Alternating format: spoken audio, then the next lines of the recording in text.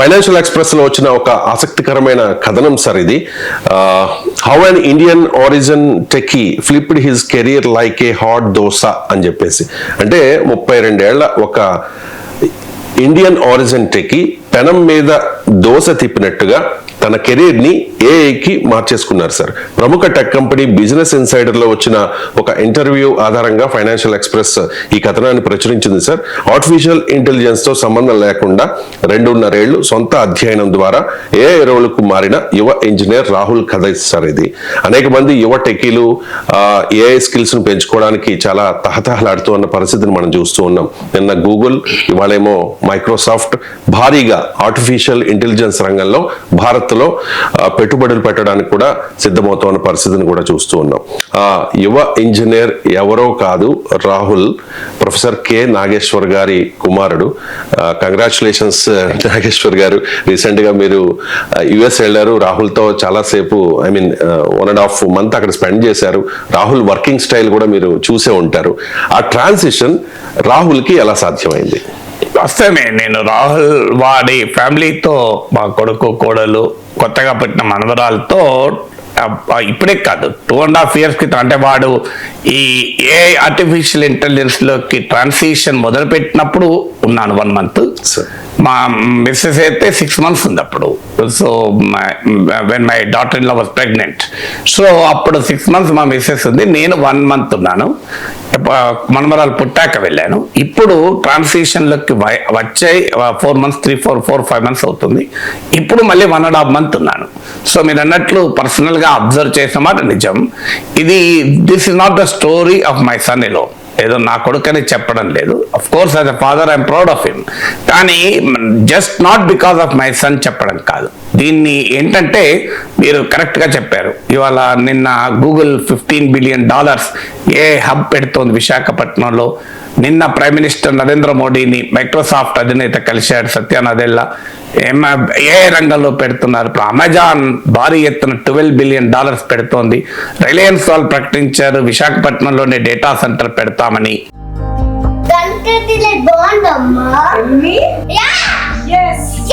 Country delight buffalo milk ని మా family వాళ్ళకి ఎప్పటి నుండో వాడుతున్నాను. ఈ పాల ఫస్ట్ యూజ్ నుండి నాకు దీనిపైన చాలా నమ్మకం వచ్చింది. Choose country delight and live better.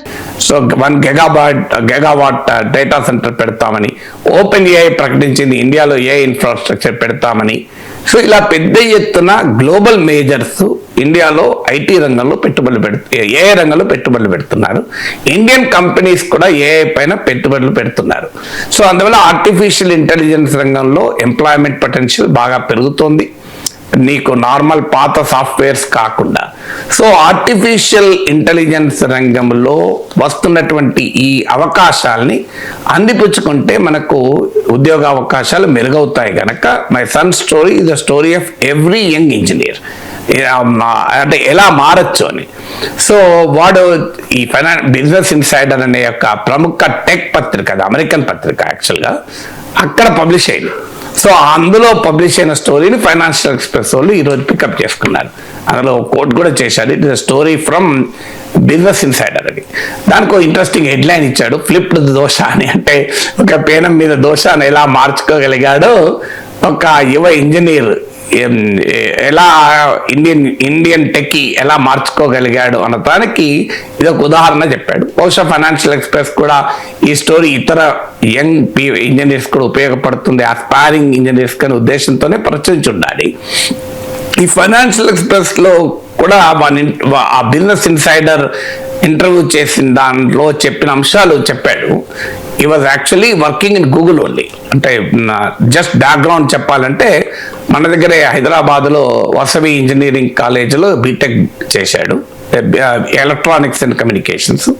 BE engineering ఇక్కడ చేశాక అమెరికాలో నార్త్ ఈస్టర్న్ యూనివర్సిటీలో ఎంఎస్ ఇన్ టెలికమ్యూనికేషన్ సిస్టమ్స్ మేనేజ్మెంట్లో చేశాడు. అంటే ఏఐతో సంబంధం లేని రోల్, యాక్చువల్గా ఐటీతో సాఫ్ట్వేర్తో సంబంధం ఉన్న రోల్ కాదు.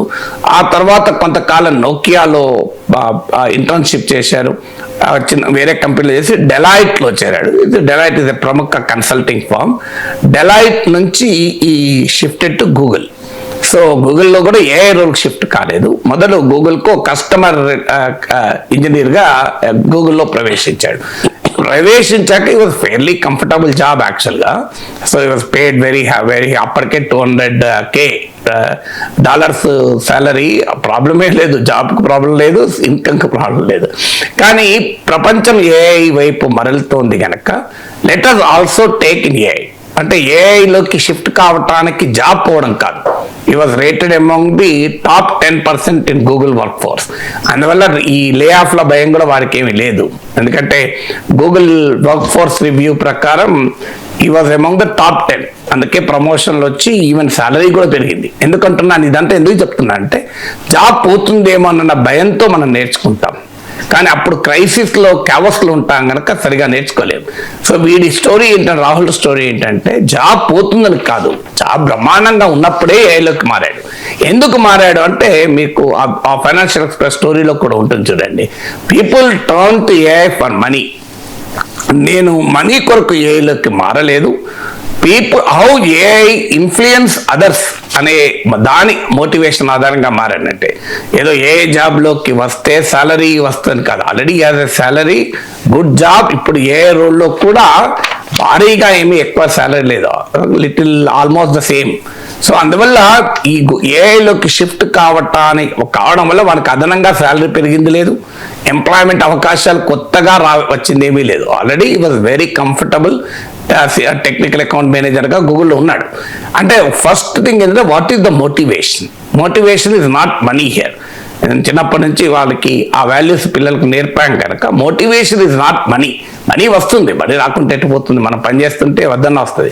కానీ రైట్ మోటివేషన్ కూడా ఉండాలి. ఆ మోటివేషన్ ఏంటంటే జాబ్ లేక జాబ్ పోతుందన్న భయము కాదు, అదనంగా శాలరీ వస్తుందన్న ఆశ కాదు. ప్యూర్ మోటివేషన్ ఏంటంటే ఈ టెక్నాలజీ మానవాళిని ప్రభావితం చేస్తోంది కనుక దీనిని సరైనటువంటి ప్రభావం మానవాళిపై ఉండాలి. It should have a right influence on the man kind అనే ఒక మోటివేషన్తో ఈ షిఫ్టెడ్ టు ఏ. ఇప్పుడు అందులో మెన్షన్ కూడా చేశాడు, motivation is not money, motivation is how it influences others అని. సో అందువల్ల అది ఫస్ట్ రైట్ మోటివేషన్తో మొదలయ్యాడు. సెకండ్ ఏం చేశాడు, సాధారణంగా ఉద్యోగం ఉన్నప్పుడు సమయం తక్కువ ఉంటుంది, కొంత స్పెషల్గా ప్రిపేర్ అయ్యడానికి అవకాశం ఉండదు. అప్పుడు వాడికి అవకాశం వచ్చింది, కూతురు పుట్టింది 2.5 years క్రితం. సో ఆ కూతురు ఎప్పుడైతే పుట్టిందో వాడికి స్కోప్ వచ్చింది. అంటే పెటర్నిటీ లీవ్, అంటే మెటర్నిటీ లీవ్ తల్లికి ఇచ్చినట్లే తండ్రికి కూడా ఇస్తారు. గూగుల్లో చాలా లిబరల్ పెటర్నిటీ లీవ్ ఉంటుంది. గూగుల్ వర్క్ కల్చర్ చాలా వండర్ఫుల్గా ఉంటుంది, మామూలుగా ఉండదు. సో మీకు ఈ paternity leave I think 6 months ఇచ్చినట్టున్నారు. సో పెటర్నిటీ లీవ్ ఇచ్చినప్పుడు వాడికి అవకాశం వచ్చింది, అప్పుడే పుట్టిన కూతురుతో ఎంజాయ్ చేసే అవకాశం. ఆ క్రిటికల్ టైం కదా, pregnancy and child birth time ఒక అమ్మాయి జీవితంలో కూడా చాలా కీలకమైనది. అందువల్ల ఆ టైంలో మా కోడలకు ఒక సపోర్ట్గా కంఫర్ట్ ఇస్తుంది భర్త పక్కనుంటే. సో ఆ కంఫర్ట్ భార్యకి ఇవ్వగలిగాడు, కూతురుతో ఎంజాయ్ చేయగలిగాడు. అదే సమయంలో మై మిస్సెస్ వాజ్ దేర్, వాళ్ళ mother in law was there, నేను వెళ్ళాను. సో ఈ కుడ్ స్పెండ్ వాళ్ళ ఫాదర్ ఇన్ లా వాళ్ళ అటు ఇటు 2 కుటుంబాలు వెళ్ళాము. So he could spend time with us also. దానితో పాటు అదే సమయంలో ఏఐకి షిఫ్ట్ అవడం మొదలుపెట్టాడు. సో అంటే దీని నుంచి యూత్ నేర్చుకోవాల్సిన అంశం ఏంటంటే మనం నిజంగా పని చేయాలనుకుంటే అన్నిటికీ టైం ఉంటుంది, పని చేయకపోతే దేనికి టైం ఉండదు. So I have seen him. అంటే ఒకవైపు ఇన్లాస్ ఫ్యామిలీ మొత్తం ఉన్నారు, మా ఫ్యామిలీ మొత్తం ఉంది, కొత్తగా అప్పుడే జీవితంలో ప్రవేశించిన ఒక చిట్టి తల్లి ఉంది, భార్యకు ఒక రకమైన కంఫర్ట్ ఇవ్వాల్సిన పరిస్థితి ఉంది. స్టిల్ ఆ పెటర్నిటీ లీవ్ను ఉపయోగించుకొని ఈ స్టార్టెడ్ స్టడీయింగ్ ఏఐ. అందువల్ల మనకు సమయం అంటూ లేదు అనుకుంటే పొరపాటు. సమయం అంటూ కావాలనుకున్న అన్నిట్లో అన్ని పనులు చేస్తూ సమయం ఉంటుంది. I use to see him. So ఇంట్లో చదువుకునే అవకాశం లేకపోతే మేము అందరం ఉండి మాట్లాడుతుంటే use to go to Starbucks వెళ్ళి లైక్ కాఫీ. సో కాఫీ తాగుతూ అక్కడ చదువుకొని వచ్చేవాడు. సో అలా పెటర్నిటీ లీవ్ను ఉపయోగించుకున్నాడు. అంటే ప్రతి దాన్ని అవకాశాన్ని ఎలా ఉపయోగించుకోవాలని. ఇక తర్వాత థర్డ్ ఫ్యాక్ట్ ఏంటంటే సాధారణంగా ఏం చేస్తాం, ఏ అంటే కొత్తది, టూల్స్, కాన్సెప్ట్, భయపడతారు. మనకేం అర్థం, ఎందుకంటే మనకి ఏతో సంబంధమే లేదు. సాఫ్ట్వేర్తోనే సంబంధం లేదు ఆ మాటకు వస్తే. Is an electronics guy and later telecommunication systems, ఈ work with cyber security. So ఏఐతో సంబంధం లేదు, కానీ ఏఐ పుస్తకాలు చదవడం మొదలు పెట్టాడు. ఇప్పుడు ఆ బిజినెస్ ఇన్సైడర్ పత్రికలో మీరు స్క్రీన్ పై చూపెడుతున్న బిజినెస్ ఇన్సైడర్లోను ఫైనాన్షియల్ ఎక్స్ప్రెస్లో ఆ పాయింట్ చెప్పారు. బిజినెస్ ఇన్సైడర్లో అయితే ఆ పుస్తకాల పేర్లు కూడా చెప్పారు. మీకు ఇతరులు ఏఐలోకి వెళ్ళాలనుకునేవారు you can follow that 11 books దట్ made me to transition to AI అని. సో అలా basic artificial intelligence, machine learning పైన పుస్తకాలు, standard books, standard websites, standard YouTube channels ఇవన్నీ ఫాలో కావడం మొదలుపెట్టాడు. సో వాస్తవంగా మొదలుపెట్టినప్పుడు థర్డ్ ఇంపార్టెంట్ పాయింట్ ఏంటంటే మనము భయపడిపోతాం, పారిపోతాం. అబ్బో ఇది కొత్తది, అర్థం కావడం లేదు.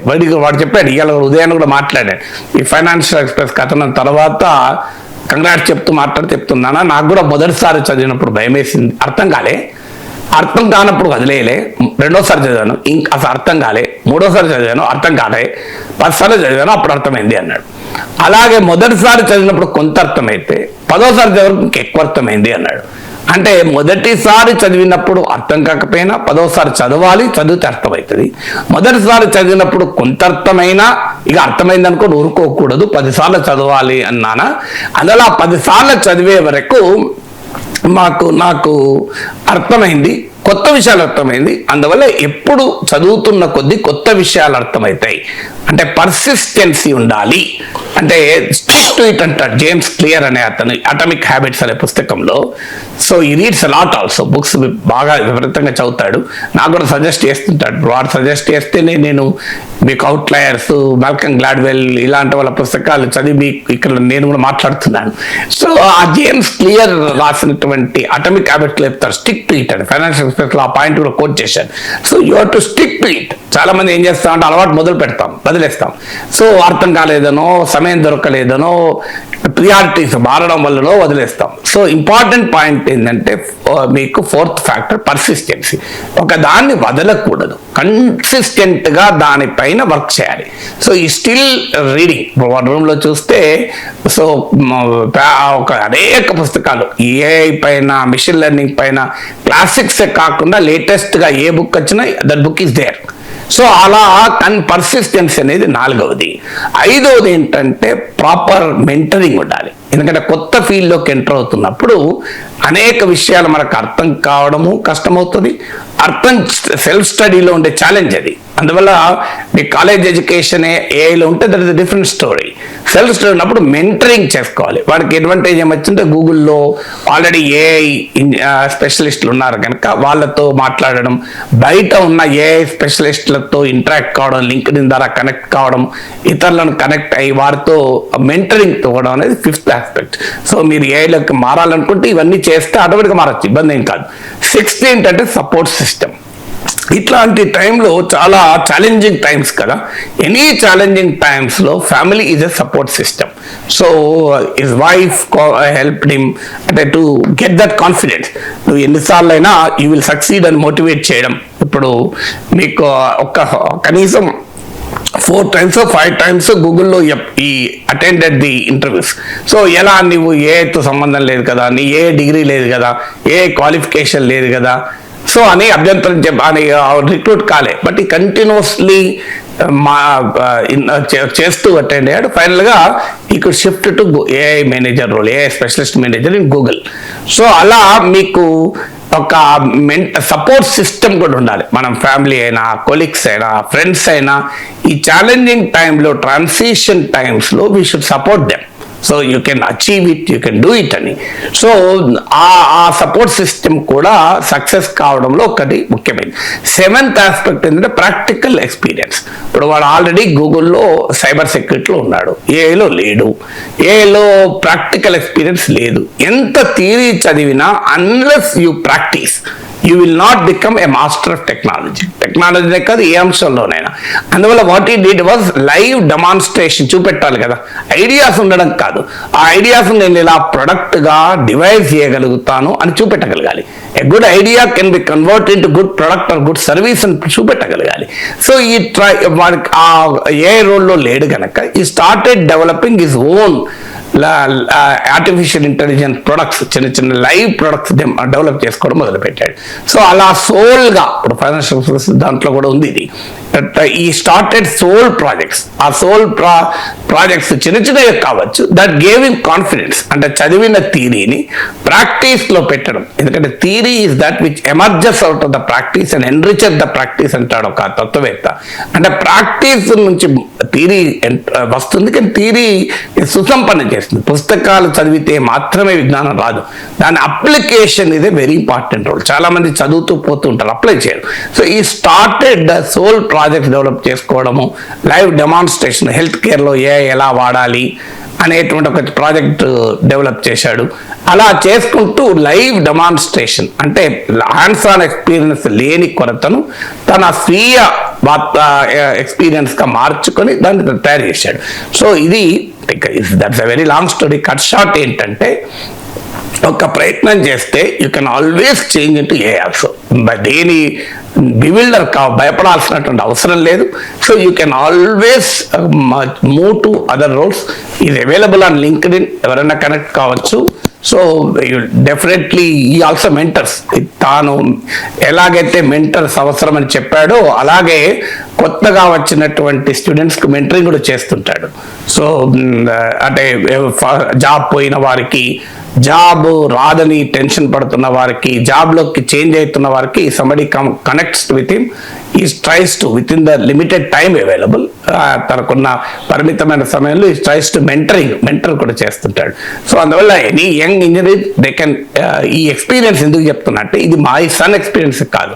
ఐఎమ్ షూర్ నా కొడుకు లాంటి వాళ్ళు వందల మంది ఉంటారు ఇలా మారిన వాళ్ళు. అఫ్ కోర్స్ మీరు ఇప్పుడు అది నన్ను అడిగారు కనుక నేను చెప్తున్నాను. My son was interviewed by business insider, is a prominent tech news paper కనుక, అది ఇండియాలో prominent business daily, financial express కనుక అది పికప్ చేసింది కనుక మనం మాట్లాడుకుంటున్నాం. Because I know the story 2 years ago, నేను ఎప్పుడు చెప్పలేదు కదా.